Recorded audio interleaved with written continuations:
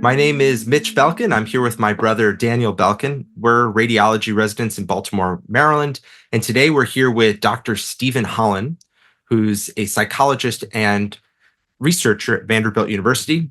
Dr. Hollon's research focuses on treatment and prevention of depression. Steve, welcome to the External Medicine Podcast. Thank you very much. Nice to be here. Before we get started, do you have any financial disclosures? None. Apologies. We want to get into some of your interesting ideas about depression. But before we get to your research and your the evolution of your ideas about depression, maybe just give us a potted bio of who you are, where you come from, what are your intellectual interests, how they've evolved over time. Sure. My name is Steven Hollon, and for as long as I can remember, I've found depression to be of interest. Don't know why, don't know where that came from. It led me into psychology. From there, it led me into clinical. When I was in graduate school at Florida State, which was a good program, I was reading work by people like Tim Beck and Marty Seligman, and I thought it was just amazing. My then girlfriend, now wife, Judy Garber, went up to Philadelphia to work with Seligman. I went up to Philadelphia to work with Beck. Neither one of us knew us, so we ended up starting out as volunteers, but ended up being marvelous apprenticeship experiences. And I've just been doing this work ever since.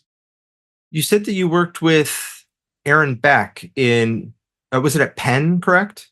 Yes, University of Pennsylvania. What was your experience working with him? He's quite a big name in the cognitive behavioral therapy. Oh, yeah. I mean, the man's absolutely changed the field.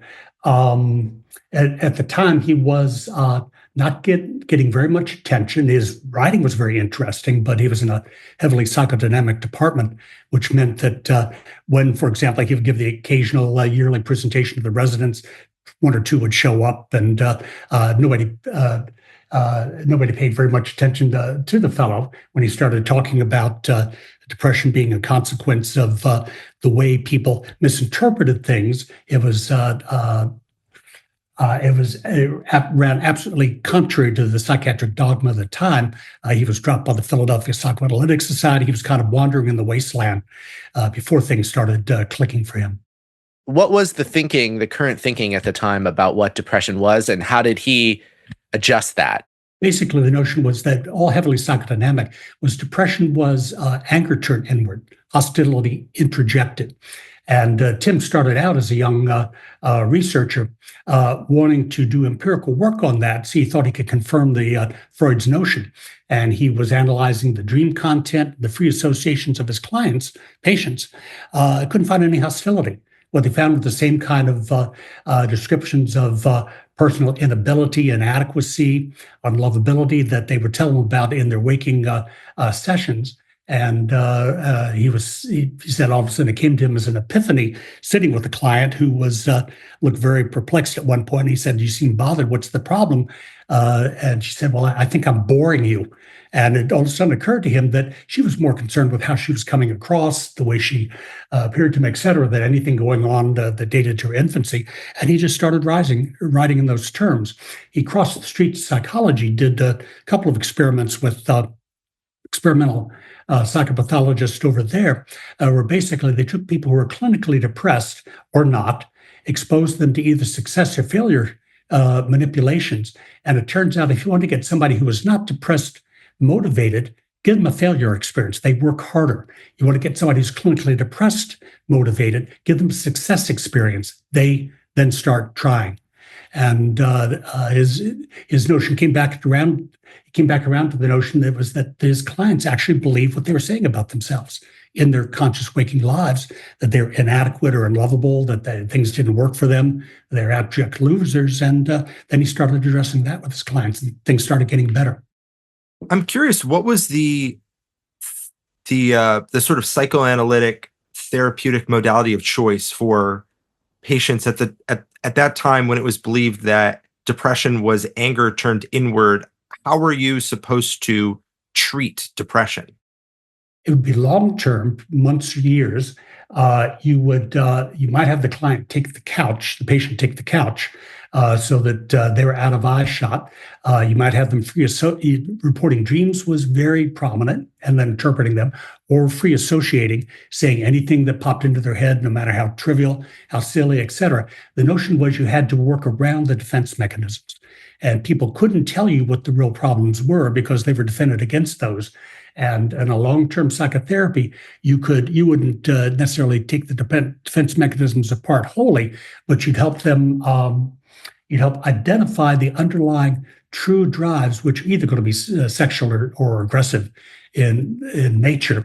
You're going to help decode the underlying drives, help them understand why they felt the way they felt, acted the way they acted in various important situations, and give them at least a chance to have kind of a knowing smile when they dealt with the things they had to deal with in life. I have a question about definition of clinically depressed, because there have been, now in psychiatry, they study, or also psychology, they study the DSM. I think we're on the 5th edition now. There were previous editions. The definition has changed over time. So what was the definition of clinically depressed back when they were doing these first experiments, and how has it changed, and how has that changed in terms of like prevalence of number of people who are depressed? Depression itself, the core symptoms haven't changed all that much. You can find descriptions written in hieroglyphics on the walls of the pyramids that describe the syndrome. A lot else has changed in DSM, particularly the number of diagnostic categories and the number of criteria that you have to meet them. But depression itself was quite similar when I got up there in the mid 70s, and you can read Burton's Anatomy of Melancholia, 16th century, and it looks really, really very similar. So lots changed in psychiatric diagnosis. Biggest thing, of course, was Kraepelin's pulling apart schizophrenia from the manic depression, the psychotic affective disorders. But lots changed. But depression itself, the core symptoms, just they tend to be pretty much the same. And just so we're all on the same page, what are those core symptoms? What is it? Yeah. The two cardinal symptoms that you have to have one or the other, and I'll come back to that in just a moment, is either sadness or loss of interest in things. And then those are 2 of the 9 that they now require, like in a Chinese menu. The other 7, I won't get all 7 of them exactly right, but guilt. There are 3 classic vegetative symptoms: problems with sleep, problems with appetite, interest in sex. Your behavioral activity goes down, loss of motivation. I've probably got about 6 of the 7 or so of those. Yeah. Now I come back to the first 2. Turns out there's no reason to privilege those first 2. And if you take a look at, we now use the self-report measure pretty prominently, the PHQ-9, which is just the 9 items on the DSM major depressive disorder criterion as a checklist. And if you do a large testing of those, there's no reason why sadness and or loss of interest predominate over any of the others. It's a random walkthrough. You get enough of those and you got a clinical depression. You mentioned the PHQ-9, one of the depression inventories. Was Beck the first person to come up with depressive inventories, or did those predate him? There may have been a couple that predated, none that were as widely used. And Beck's inventory, the Beck Depression Inventory, I guess it dates to maybe 67, to the mid-60s, I think, it was the dominant self-report measure over time. It's a good measure, but there are 21 some odd items. And if you try to use that in global mental health, each item has 4 prompts. And if you try to ask people 21 questions with 4 possible categories, they forget what the question was when you get to the 4th category. We tried to use it in our projects in India, and it just doesn't work as well as the PHQ-9. In terms of the prevalence of depression over time, how prevalent is unipolar non-psychotic depression? And I guess I'll just start there. Yeah, okay. But first, your distinction. It is we have two major diagnostic classifications, unipolar and bipolar. And the depressions in each are really remarkably similar, look like the same kind of symptom clusters. In unipolar depression, you don't ever have a mania or hypomania. In bipolar disorders, defined by at least one or more episodes of mania or hypomania. There's a pretty good chance those are different disorders. And pretty good chance because the genetics are so different. Bipolar disorder is one of the most heritable of the psychiatric disorders.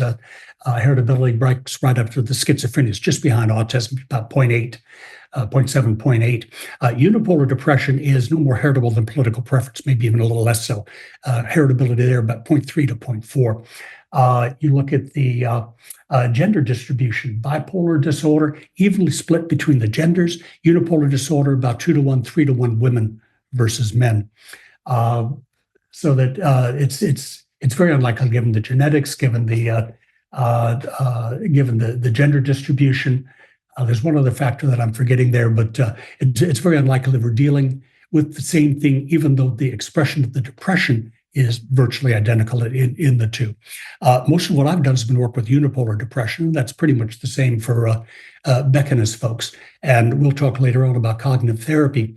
You can use cognitive therapy with bipolar depression, but for God's sake, if you have somebody who has a history of manic episodes, get them on lithium and keep them on lithium or an anticonvulsant. There's nothing we have in our psychological bag of tricks that will block a manic episode from emerging. Bipolar 2, we're not quite sure about. No, these folks rarely get included in trials, at least intentionally. Bipolar disorder is rare enough, severe enough for bipolar 1 and it shows up in hospitals. We study it, we know a bit about it. Bipolar 2 is not as severe, doesn't usually require hospitalization, almost never requires hospitalization. Folks like myself who are probably in the bipolar spectrum, but bipolar 2, you try to take away my hypomanic episodes and I lose my career. That's when I write, that's when I get things done. And that's why I show up in early morning podcasts on Christmas morning. And if you look at the CEOs of Fortune 500 companies, they're overrepresented by people who are chronically hypomanic. So that not all psychopathology is necessarily pathological. But unipolar depression it feels bad. It feels miserable, and it makes life feel like it's not worth living. It's got a highly associated with suicide, as is bipolar disorder, depressive episodes. And one of the comments in bipolar disorder, we used to think it was either going to be manic or depressed. Turns out about a third of the episodes are mixed. And you get somebody with a mixed episode where they're feeling awful but have a lot of energy. That's a bad combination if they're suicidal. So risk of suicide is elevated in either bipolar or unipolar disorder, maybe for slightly different reasons. Unipolar disorder is what I've primarily studied. Oh yeah, bipolar disorder, bipolar 2 doesn't show up in trials because it's not that common. And if they do show up in trials, it's because we miss the hypomania. When we do the diagnosis, we classify them as having a major depression.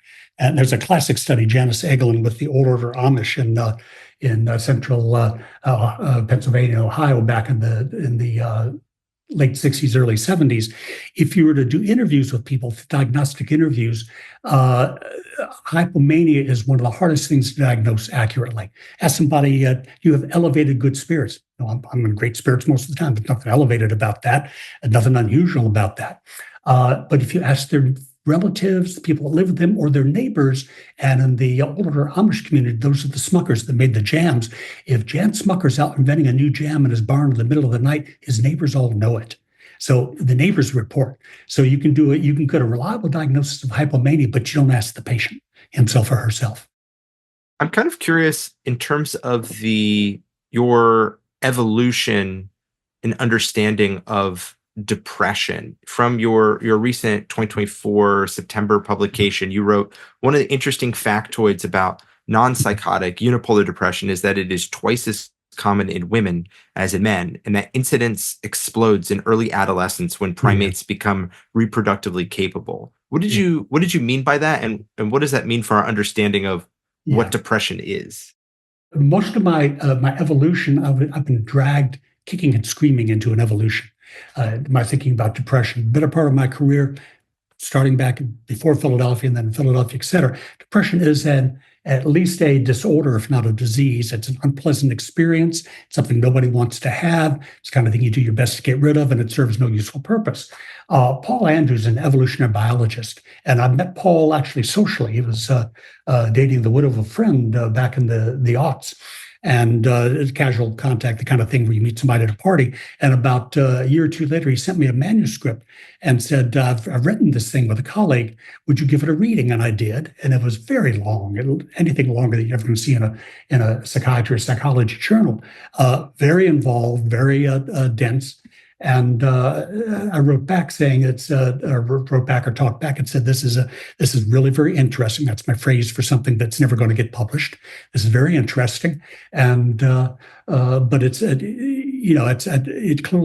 strikes a different tone. It goes a different direction than most of us are doing. We know depression is a disorder, et cetera.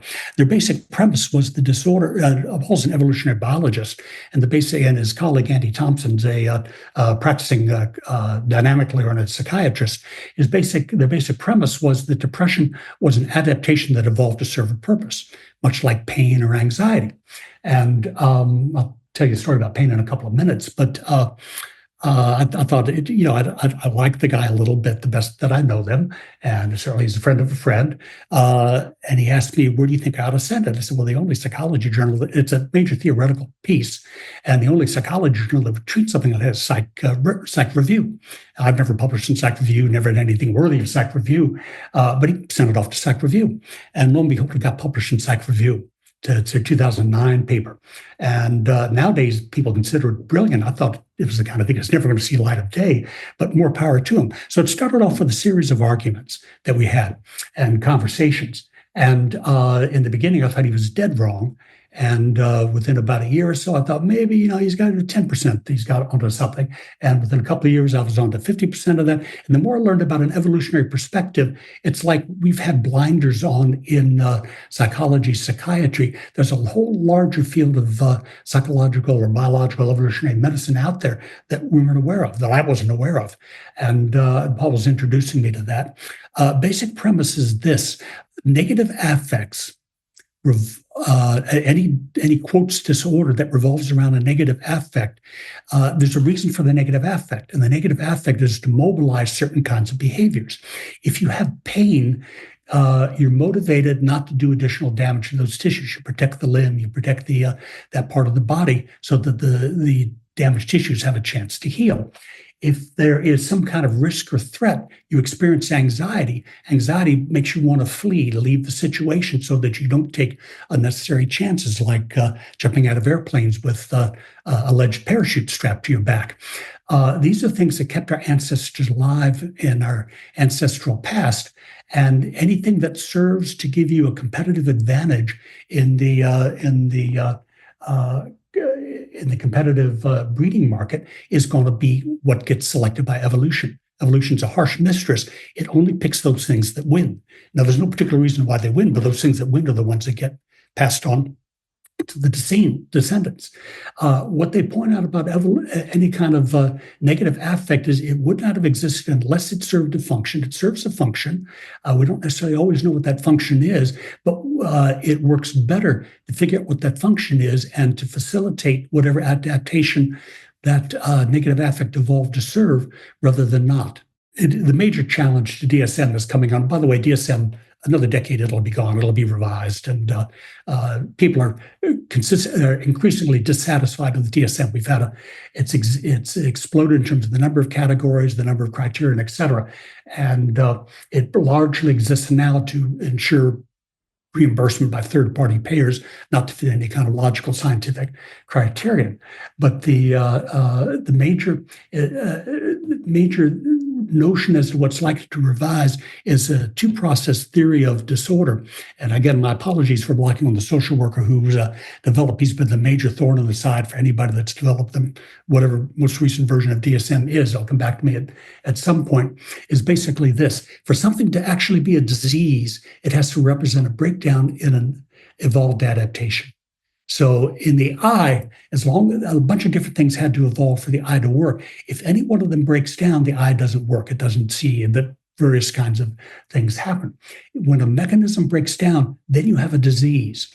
If the mechanism is functioning the way it's supposed to function, it's not a disease, it's the adaptation. Anxiety, not a disease, it's an adaptation that protects you from harm. Pain, not a disease, it's something that protects injured tissues from additional damage. We've not thought of what depression's function is yet. I'll come back to possibilities there, but that would rule it out as a disease. Now the question is a disorder. And the other thing evolutionary biologists point out is that all negative affects organize what they call a whole body response. And if you're in a threatening situation, you feel anxiety, your physiology juices up, sympathetic nervous system gets activated, behaviorally you have the impulse to flee, to run away from, and your cognitions are things like, I'm in danger, there's some kind of risk. If you're in pain, same kind of things happen. It organizes the physiology, it organizes the behavior, organizes the cognition. Depression does the same. When you're depressed, when something goes wrong in your life, when there's a major problem, you feel sad, your physiology drops down. It's more parasympathetic than sympathetic. You lose an interest in doing things, and the thing that you do have an increased activity on is the cortex, cognition. You start thinking more powerfully about things. You start thinking more carefully, more powerfully. Clinicians call that rumination, and I've spent the last 40 years trying to help clients not ruminate. Paul Anderson said, no, rumination's the reason, the function that depression evolved, the adaptation it evolved to serve, which you ought to be doing is facilitating the rumination. And I've now come pretty much around to the notion he's been more right than wrong. And I've been more wrong than right. So my thinking along that line's evolved, but it's wholly consistent with what we know from evolutionary medicine and evolutionary biology. Just we've been ignoring it or not being aware of it in psychology and psychiatry. What is just to be a little more specific, what is the advantage of rumination? What process does it help to do? It helps you think better. If you look up rumination in a regular dictionary, it talks about thinking long or hard about a problem. If you look up rumination in a medical dictionary, I think it's working over something over and over again without getting anywhere. Clinicians have given rumination a bad name. Rumination simply is kicking into type 2 thinking. Who's the guy? Kahneman? Yes, that Kahneman talks about type 1 and type 2 thinking. Type 1 thinking gets you out of a risky situation fast before you're aware of what the risk is. Walking through the woods, you're about to step on something squiggly. You pull your foot back before you're even aware it might be a snake. That's rapid, automatic type 1 thinking. Type 2 thinking, you work something over carefully. You think about it, you look at it from all possibilities. It's much more energetically expensive. It takes short-term memory. It takes a major commitment of energy on the part of the body, but it's got to be your brain's doing that for a reason. If you get ill, sickness, and you get something that's relatively akin to a depression. If you get a sickness, depression, energy goes to the immune system. I just came out of the hospital and had some kind of various things, and my energy was directed to my immune system, and I wasn't thinking very clearly. If you're starving, energy gets directed to maintaining the vital organs, the brain, the heart, et cetera, again, not to the cortex. If you get clinically depressed and melancholia, energy goes to the cortex. And there's got to be a reason for that. And when the energy goes to the cortex, it gets you thinking long and hard. When the dorsal raphe nucleus, which is where all the serotonin neurons all the serotonin neurons in the brain have the neurons, with the dorsal raphe nucleus fires, which tends to trigger the depressive episodes, and serotonin, of course, is what all the major antidepressants now target. It projects to the amygdala that gets you focused on the current problem. It projects to the hippocampus that activates short-term memory, puts a lot of energy at the disposal of holding on to ideas and sticking with them. It projects to the lateral prefrontal cortex, which makes you resistant to distraction. You're not going to think about other things or other kinds of stuff. It projects to the nucleus accumbens. It turns down the pursuit of hedonic activities. You're not interested in dating, you're not interested in food, and it projects to the hypothalamus. It reduces growth, activities, various kinds of things. So you look at the human brain, when you get depressed, it is structured to make you think and not to act and do. And again, There's got to be a reason for that. Those things don't happen just by chance. The very notion that depression creates order, the negative affect creates order, is wholly inconsistent with the notion that it's a disorder. It's not. It's a very ordered process, much like anxiety, much like pain.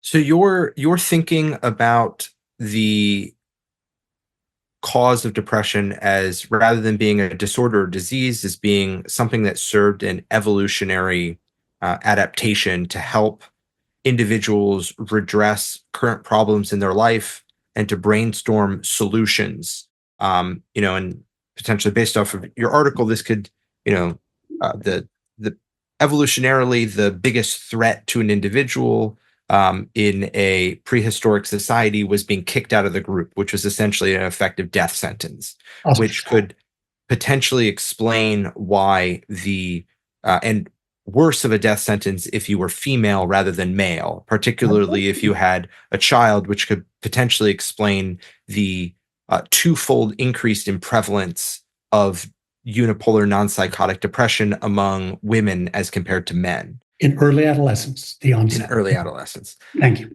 In terms of the treatment options for depression, I'm curious sort of what is the current lay of the land for treatment and how your change in understanding of what depression is should make us rethink potentially the treatment landscape.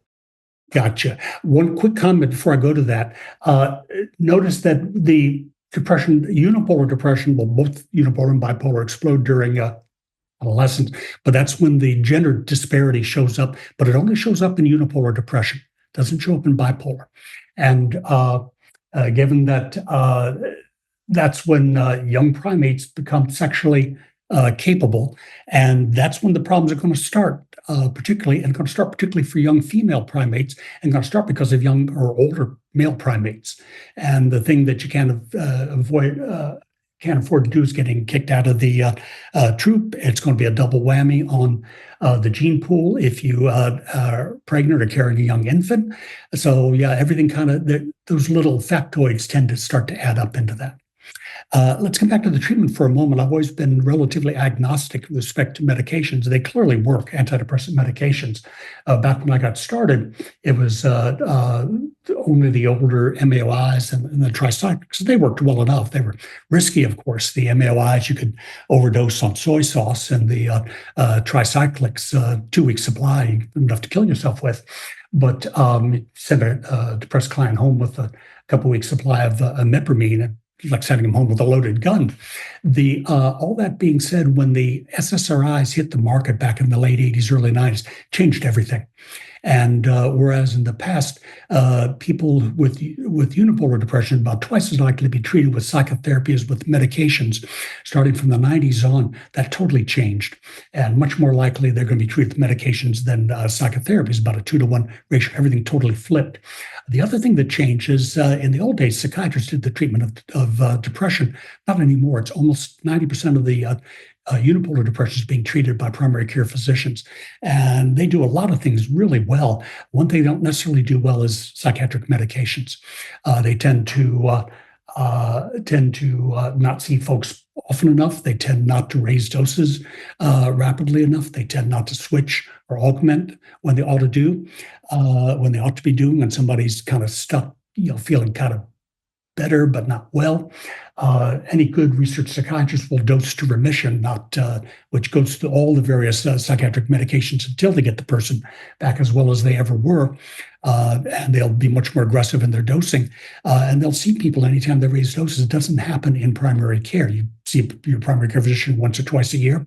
You mentioned feeling anxious or depressed. And by the way, the antidepressants are also the primary treatments for anxiety disorders as well. And a lot of people are anxious, depressed, et cetera, particularly around the holidays. They're going to get put on an SSRI. And then kept on the SSRI, and for who knows for how long. We misunderstand how any antidepressant works. The notion is that we're redressing an imbalance or a deficit in serotonin, whatever the relevant neurotransmitters are. Turns out there's no deficit. There's actually an excess. The best study in humans, done by Barton back in Australia in 2008, put an indwelling catheter in the jugular vein, and then studied the metabolites of serotonin coming out as direct as an indication to get what the serotonin levels were. And people were clinically depressed and elevated levels of metabolite coming out of the brain, as opposed to people who weren't depressed. Put them on a couple of weeks of antidepressant, and that comes back down to normal. It's not a deficit in serotonin in the brain the way most prescribing clinicians think. It's an excess. So we're treating a deficit that does not exist with a medication that will drive the level of neurotransmitter up to 4 times anything ever found in nature. Then the question is, how do you, and by the way, it's the serotonin when it fires that produces all the classic symptoms of depression. So serotonin in the first place is producing the depression, which again fits with the evolutionary perspective, because why would you have a brain built such that you'd produce the symptoms of depression in response to some kind of major threat? At any rate, when you put the SSRIs or any antidepressant on board for about the first week to 2 weeks or so, they're going to elevate the amount of neurotransmitter available in the synapse, serotonin primarily, but could also be norepinephrine. Within about a week to 21 days or so, the underlying homeostatic regulatory mechanisms read this extreme excess. They kick in and they shut the system down. What they'll do is they'll inhibit synthesis presynaptically and they'll reduce sensitivity postsynaptically. So in effect, what you're doing is tricking the underlying homeostatic regulatory mechanisms into turning the system down. It's like holding up a match to a thermostat to turn a furnace down. It works, but it works for the exact opposite reason that you think that it ought to work. Now, that's fine if indeed somebody needs to stay on medications, and well, maybe it's fine, but it can become a problem if you don't evaluate whether or not it's time to bring somebody off. And what we do know is that most folks now in primary care are being kept on medication for months, years at a time, more so than most well-trained psychiatrists keep somebody on those same medications. The additional problem is if indeed what you're doing is locking down the underlying homeostatic mechanisms, they're not going to get unlocked until you take the medications away. Take the medications away, the system ought to push back like a compressed spring, and you ought to get an increase in risk for the symptoms coming back. Andrews has done an analysis of discontinuation trials, and it turns out what he would have predicted is the more any given neurotransmitter, any given medication perturbs the underlying neurotransmitter systems, the greater the risk of relapse when you take the medications away. And it turns out that it works that way. You bet on a pill placebo, the risk is about 1 in 5 you're going to relapse over the next 6 to 9 months. You better on an SSRI, it doubles to over 40%. You better on a tricyclic, a dirtier drug with norepinephrine effects, it goes up to over 50%. You better on an MAOI, which hits dopamine as well, all three, dopamine, norepinephrine, and serotonin, goes up over 75%. Again, that's a pretty good prediction coming out of evolutionary biology. Most psychiatrists aren't aware of that, and virtually no primary care physicians are aware of that. It could be, without meaning to, our use of antidepressant medications to reduce symptoms may have the consequence of prolonging the underlying episode, much like using over-the-counter medications to bring a fever down, prolong the underlying infection. Just because fevers are the body's means of fighting off infections. And if you reduce the fever, you reduce the symptoms, then you're going to prolong the episode. I want to come back to what you just said about the different relapse rates, but maybe just because, what we were taught in medical school was that medications and therapy are sort of equivalently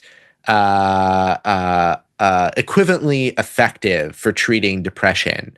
So maybe if you could just give a little bit of the empirical literature on how effective are therapy, and specifically cognitive behavioral therapy versus SSRIs, let's say, for treating depression, and then also in the acute versus maintenance eras, which I did not learn about in medical school, that there was sort of an acute and maintenance period, but maybe speak a little bit about that as well.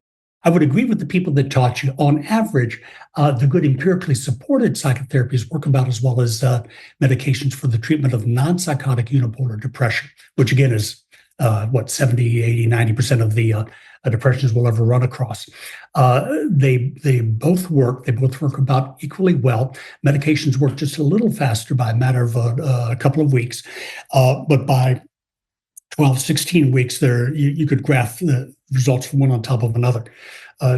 20 years ago, we thought maybe, other people thought, not for more severe depressions, non-psychotic, but still more severe depressions, the medications were better. Turns out 6 of one, half dozen of the other. We have, Rob Ribs and I have a good trial with Jay Amsterdam and Rex Shelton, good research pharmacologist, that 16 weeks of cognitive therapy is as efficacious as 16 weeks of paroxetine, augmented in the second half if needs be, and both beat pill placebo, and you could pull one right over the other. For acute treatment, comparably efficacious.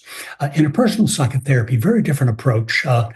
Jerry Klerman, Myrna Weissman developed it's kind of dynamic psychotherapy without the two things that dynamic psychotherapists do, which is talk about childhood and interpret dreams, but they focus on relationships. It also gets very good results. Hasn't been tested as often.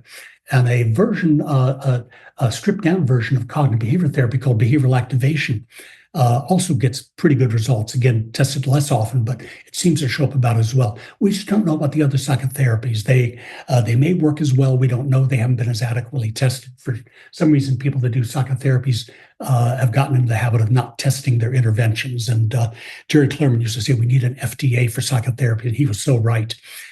People, you wish good scientists would test what they promote, but what the hell. At any rate, acute treatment, it's about 6 of one, half dozen of the other. We cut risk for relapse by about half with cognitive therapy relative to medication. In the trials where we treat people to remission with either cognitive therapy or antidepressant medication, and then stop once they've, shortly after they're in remission, we're going to get about twice the rate of relapse over the next year from the folks that got better on medication, the folks that got better on cognitive therapy. Push that out another year, and again, at any continuation medication, and then after a year's period of time, take that medication away again, we're going to get about half the rate of recurrence now for prior cognitive therapy. Now we're a year older, we will. It's not clear that there's an enduring effect for the other psychotherapies. They just, again, haven't been adequately tested, but it's 7 out of 8 trials have looked at cognitive behavior therapy relative to prior medications. 7 of the 8 trials I've looked at have replicated the effect, and the 8th one was a very small pilot study. It's a very robust phenomenon. We get an enduring effect. Medications just don't get. Medications work when you take them. They stop working when you stop taking them.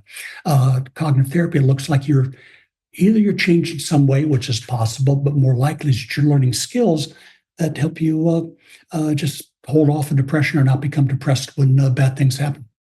What's interesting about what you're saying and the numbers, I want to dive into that. I know that Daniel wanted to as well. So you're saying for patients that are treated with placebo pills who are successful in coming out of their depression, after they terminate treatment, so no longer on the placebo anymore, 20% of them relapse. For patients on SSRIs who are successfully treated that come off of it, 40% of them will relapse.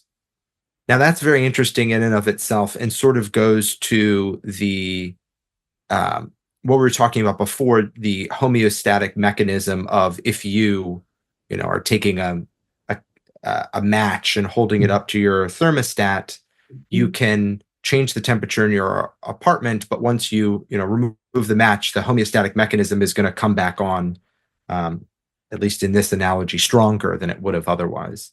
What I'm curious about too is for patients that are treated with other types of medications like tricyclic antidepressants and monoamine oxidase inhibitors, the rate of relapse was higher than it was for serotonin, SSRIs, 50% for tricyclic, 75% relapse following the end of treatment for monoamine oxidase inhibitors. I'm curious, do you have any understanding or thoughts as to why is it just that the patients that are treated with those higher, more intense medications are at baseline are more seriously depressed? Like, you're not going to start a primary care patient who comes in feeling a little depressed on a tricyclic antidepressant in 2024, hopefully. Yeah. That's a great observation, very astute. There are at least two possible explanations going on here. The one Paul Andrews has advanced is that the more different neurotransmitters you perturb, the greater the risk when you come off the medication. And SSRIs, purely serotonergic, tricyclics, serotonin and norepinephrine, MAOIs, serotonin, norepinephrine, and dopamine. Be consistent with his notion. But the other alternative is that, for example, fewer folks are going to get better on placebo than on an SSRI. You're not likely to get to a tricyclic unless you haven't responded to an SSRI. You're not likely to get an MAOI unless you haven't responded to a tricyclic.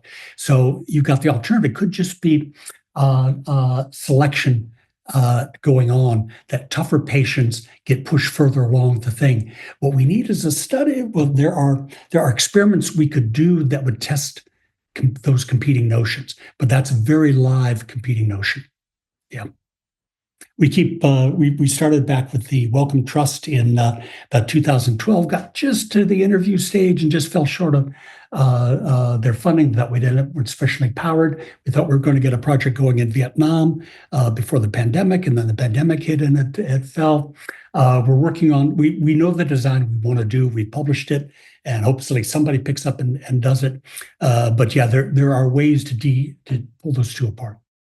Now let's get to what maybe is the most controversial statement of your bullet points in your article that you published. So we've already said that you now believe that depression is much more likely to be an adaptation rather than a pathology. It's sort of what you describe as a species typical because it's so prevalent, and it relates to rumination and the evolutionary advantage that rumination maybe had in our historical or prehistorical environment.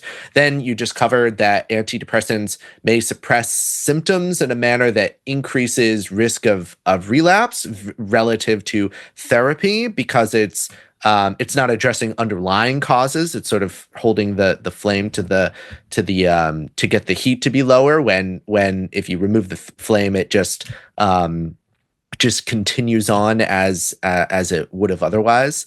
But then there's a final element which sort of wraps all these things together, puts all these things together, which is that you said that adding antidepressants may interfere with any enduring effect that cognitive therapy may have. So it's not just that when you just compare antidepressants and therapy that antidepressants are just as efficacious in the acute phase, but less efficacious in the maintenance phase. You're also saying when you put those two things together, which again, what I was taught in medical school, what I think most people are taught is that when you put these two things together, it's better than either of them separately. And you're saying that actually that may not be the case. What is your best evidence for that? Now, finally, something controversial.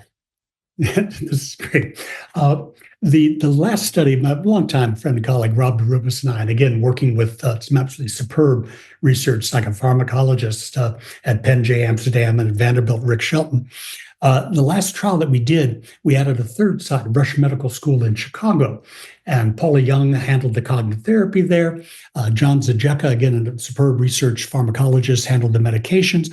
And Jan Fawcett, chair of psychiatry at Rush for years, kind of the dean of clinical pharmacology, is the guy who developed the clinical management guidelines for the NIMH treatment of depression research club, et cetera, kind of oversee the whole project pharmacotherapy. We were curious. We had we thought pretty good evidence that there's an enduring effect for cognitive therapy in terms of preventing relapse. But any good psychopharmacologist knows you don't stop medications when somebody gets better. You keep it going for at least 6 months to a year. Otherwise, they're at an elevated risk of the symptoms coming back. That's what we would call relapse. Great that you can block that, but if you just keep following medications for a year, what's the harm? No harm, no foul. We're curious, what about recurrence, the onset of wholly new episodes? And by convention, the notion is that if somebody can go 6 months to a year relapse-free on medications, then maybe it's okay to think about bringing them off. You might be a little more cautious. They have a history of chronic depression or multiple recurrences. But by and large, the notion was, you can start weaning them off at that point in time, if that's sensible. And if they do have another episode, it's the onset of a new episode. It's not the last episode coming back. So we designed a trial where we treated patients not just for, in most typical trials, you randomize people to maybe 12 to 16 weeks of treatment with something, and then look at the different percentages, how many folks got better. Here we're going to treat people the way you would in clinical practice for as long as it takes, with whatever kind of pharmacotherapy it's going to take to get them better. And because we were so sure that we had an enduring effect from cognitive therapy, we didn't feel the need to have a third cognitive therapy alone condition. We just had everybody got medicated and half got cognitive therapy on top of that. Hubris, the pride goeth before the fall. We did the trial. It took us about 10 years to get the thing done. Everybody got medicated. We'd started on something like an SSRI and then switch them over. If they got better, great, kick them on that. If they didn't get better, if they were showing some response but not a total response, we'd augment with whatever it took to augment, often bupropion. If they weren't showing any response at all, or if they couldn't tolerate, we'd switch them over maybe to an SNRI, or if needs be, onto a tricyclic. If after about 2 to 3 months they weren't better, then certainly they're onto a tricyclic. After about 12 to 6 months or so, they were better than onto an MAOI, and then things would get really exotic in terms of the various combinations these folks would try. We were able to treat people for as long as it took. We wanted to get them first to remission, a month asymptomatic, and then 6 months free from relapse after they were asymptomatic, all while they were still on treatment. And if somebody did have a relapse while they were in their continuation treatment, we just started the clock again, brought them back into remission, kept treating again. And we got folks, some folks get into remission as early as, into recovery as early as 7 months. Others would take as long as 42 months, as long as we were given in the trial. We got a modest advantage for combined treatment over medications alone. I think it was about 75% versus 65% recovery rates, which is on the low end of the combinatorial literature, but most folks in the combined treatment literature don't do that quality of pharmacotherapy. At that point in time, whenever somebody was in recovery, we faded out the cognitive therapy and did a second randomization. Folks were either kept on maintenance medication for the next 3 years or withdrawn from medication entirely, fully expecting that the combination would give us a nice enduring effect, so we could take the medication away from them and they would do as well as the folks we kept on medication. Didn't get a whiff of an enduring effect from cognitive therapy when it was delivered in conjunction with medication. And it blew us. We were absolutely unprepared for that. We did not expect that. We didn't think that was going to happen. 10 years of our life put into this thing where it totally defies our expectations. And these were 2 of the 3 same sites that we'd gotten a nice, strong, enduring effect for the decade before. Many of the same therapists, really good therapists going on. It was a mystery. It turns out there's another study in the literature, Dave Barlow, with panic disorder, that shows something very similar. In the treatment of panic disorder, you can either do a cognitive behavior therapy, or you can do, I think in his case, it was a imipramine. They got comparable acute results. They had a combined condition, cognitive therapy combined with imipramine, also got good result. And when the folks had gotten better, they stopped the treatments. Folks that had prior cognitive therapy were half as likely to relapse as folks that had prior medication treatment.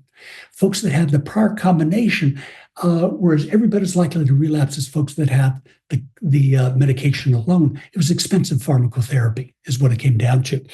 Barlow had a fourth condition, which was a combination with pill placebo. Of course, patients didn't know. It was triple blind.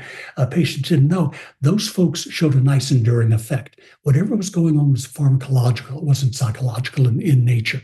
That got us really thinking that, we may have really screwed this up.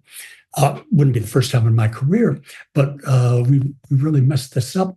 It looks like to us we're wiping out our enduring effect with cognitive therapy. Now we turn to learned helplessness. One of the things that got my wife into the field, got me into the field. Marty Seligman and colleagues back at Penn, about the same time Beck was getting rolling in the mid-70s.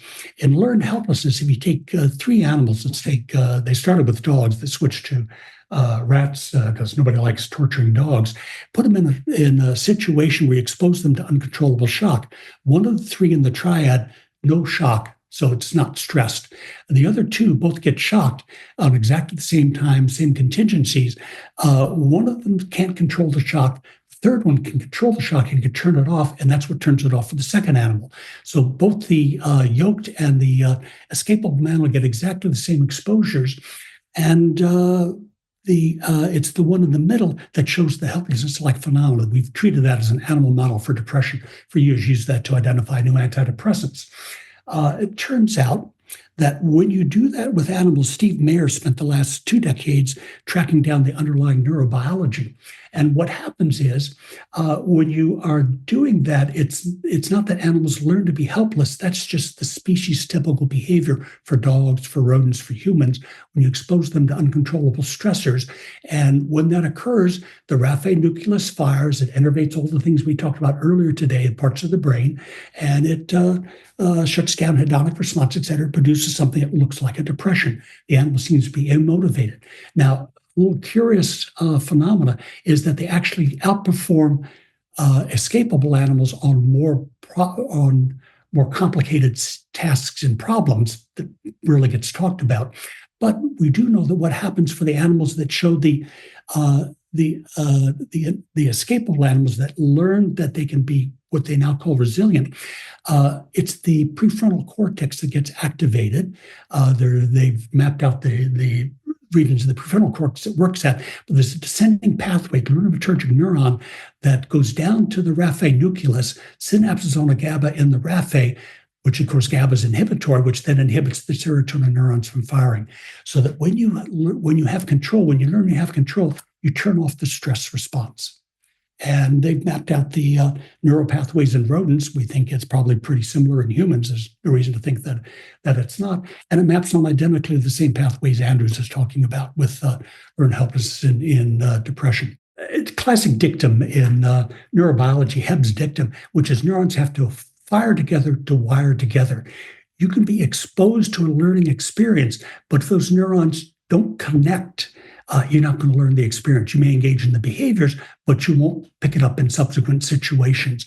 And we think either we're inhibiting the raphe nucleus in the first place in a way that it doesn't connect, or those neurons are just not firing together. We think it's going to be going on in the brain, and we think it's something that we can study in rodents and animals. So for this empirical trial that you did, how many people were included in it? Over 450. 450. And just to be clear, did you have like a separate I know that you sort of, when you had the two combined, then you faded out the therapy, and you just had placebo versus or you took off. Was it a placebo versus? It was placebo. Not in this trial. But okay. Time we got to the maintenance phase, we just stopped the medication, which is what you would do in the real world. We did not have we had a maintenance medication condition over the 3 years. They stayed on the medication, but just the absence of medication. But was there a just therapy arm of this trial? No. Okay. No. Yeah. So basically, after this trial, it sounds like what we need next is to compare both to just therapy alone with a placebo. Well, I guess the question would be like, you would have to have a placebo in this and see which one has more less relapse. Yeah, I'd have to think whether or not you need a placebo, but you certainly would need the psychotherapy alone condition, because what you'd have to do is replicate your enduring effect. Maybe those sites and those therapists who got enduring effects in the past weren't going to get it this time in over about twice as many patients. But I mean, strange things do happen, but they don't typically happen that way. And what did you do as far as like the therapists that were involved in this trial? Because it's always a question in medicine, like, if you're getting some effect, is it just it's under ideal conditions, you remove people who weren't going to respond, you're including the absolute best therapists that are capable of doing this, whereas if you try to find like really good cognitive behavioral therapy in the community, that's not always as easy of a task. Yep, absolutely. And that's a second kind of question. It's an important question, and it's when you try to take things out of the research labs, the psychiatric clinics. The folks in Philadelphia, several of them came out of the Beck Institute. Those are the people that do this kind of thing for a living, teach other people how to do it. The folks in Philadelphia, in Vanderbilt, had gone through the previous trial. They were hardened, experienced folks. The folks in Philadelphia, Paula Young had come from, folks in Chicago, Paula Young had come from Philadelphia, a very experienced cognitive therapist. She was providing Orsatin training. We had some additional people we trained there. This was high-end psychotherapy for cognitive therapy. If you're going to get an enduring effect, these folks should have gotten. Now, that doesn't mean other folks in the real world are going to be able to replicate that second question, but the fact that we're not getting it from the people that you would expect to get it from is the kind of thing that raised red flags for us. This was if you make that distinction between an efficacy trial and an effectiveness trial, this is a true efficacy trial in terms of the interventions. The pharmacotherapy is done about as well as it can be done, psychotherapy done about as well as it can be done, and the finding with respect to the lack of enduring effect for the psychotherapy, absolutely unexpected. We did not anticipate that. If we had, we would have had the third condition, but it would have it's already an expensive trial, and sometimes it's hard to get expensive trials funded. It's the next study that ought to be done. And I will say that I've basically built a career on screwing something up in every given trial unintentionally, which I then try to correct in the next trial, but such is life. What do you see as the implications of all of this? I mean, I can probably guess what you see as them, but like what, moving forward, how should,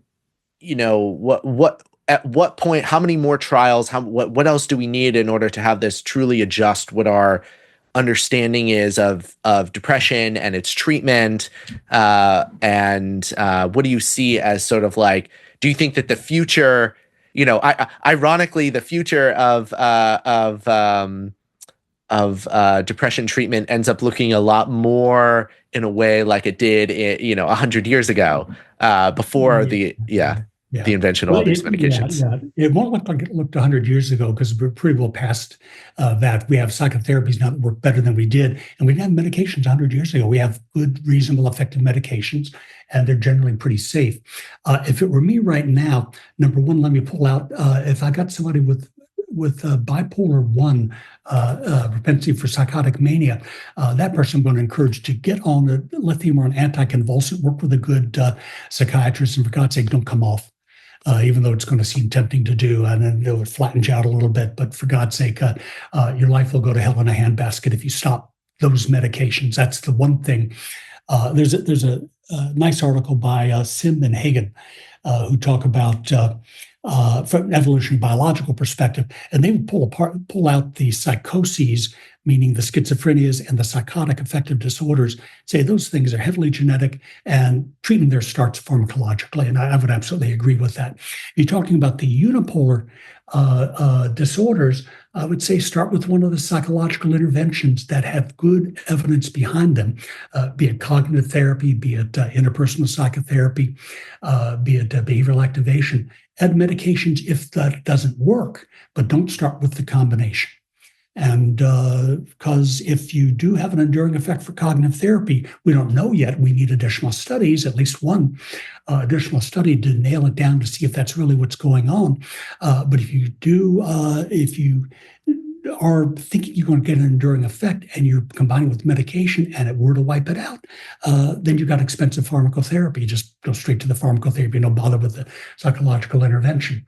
But I wouldn't recommend that. I'd start with the psychological intervention and then bring the medication in only when you need to. I would make that the go-to thing.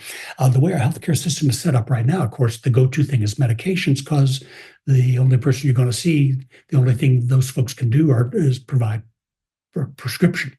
And it's a reasonable, safe, and believed to be relatively effective thing. The fact that we don't understand, that we have our understanding of how it works is 180 degrees off, and the fact that it may perhaps carry its own risk for keeping the person in episode as long as you stay on, those are things we ought to be looking at much more carefully than we have so far. There are things we're on the track of that we ought to be pursuing, and we'll see where that goes. Now, of course, all that being said, 90% of the people in the world don't have access to any of the psychological interventions that we just talked about. They have access to medications. The project we're doing now in India, in Bhopal, we're working in primary care and are randomizing people with major depressive disorder. We're identifying them in primary care to either behavioral activation, which is a culturally adapted, much shorter version of the behavioral components of cognitive therapy, or what you'd say a more fully realized behavioral activation, more purely behavioral therapy. And in Vikram Patel is the lead there, and doing some marvelous work through his NGO Sangath for about the last 30 years in India. And Vikram has an earlier trial where he showed that this shortened version of behavioral activation delivered by lay counselors. These are people that are provided with enough training to do the behavioral activation, culturally adapted. It's called the Healthy Activities Program, HAP. And people that are trained to do that can provide pretty effective psychological interventions in parts of rural India where you don't have access to psychologists, psychiatrists, anybody else. And that's 90% of the people in the world that suffer from depression are not going to have access to anything other than the medications. And it's good they have access to the medications, but we'll get a chance to find out. The thing we're going to be doing in this trial is have a large enough sample we can identify when somebody walks in the door, should they have gotten medication, should they have gotten HAP, it's a pretty good chance that some people respond to one but not the other, and vice versa. And if we can identify in advance who's going to respond better to which, we can start them off without going through a multi-month period to find out what they're going to work on. Some people can respond to either, in which case it doesn't matter which you start with, they take your preference, and some are not going to respond to either, in which case those folks you want to refer on as soon as possible to more intensive secondary care. But again, that's I think that what we were doing 100 years ago was very focused on a very small segment of the population with very intensely trained therapists. It took a very long period of time to deal with things that you can deal with much more rapidly, and you don't need a therapist, you don't need a psychologist, psychiatrist, a social worker to deal with. Do you see AI as changing the possibilities as far as giving everyone access to CBT in some capacity, where you could have an AI that is, I see, I don't know if you're using the latest voice capable chat GPT or chat GPT adjacent softwares, but like you can just speak to it, it'll speak back to you. What do you think? Yeah, I think there's no question that's going to happen. I'm somebody that can't answer my own cell phone, so the odds that I'm going to be the person that's going to be lead the charge there is pretty slim. But yeah, it's moving so rapidly. And again, this is not rocket science. There are a couple of basic skills in something like cognitive therapy that we teach people, and it's not that complicated. Excellent. Well, Steve, thank you so much for your time on this Christmas Day. If people are interested in learning more about your work, where would you direct them on the internet? It's interesting, the internet. Am I on the internet? Yes. Yeah, I mean, if you just search the internet, search under my name, and Google Scholar with my name, that'll pop up. Google Scholar. Yeah. Very good. Yeah. Thank you so much for joining us. And that's the External Medicine Podcast. Mm-hmm. Happy holidays, folks, and great good fun.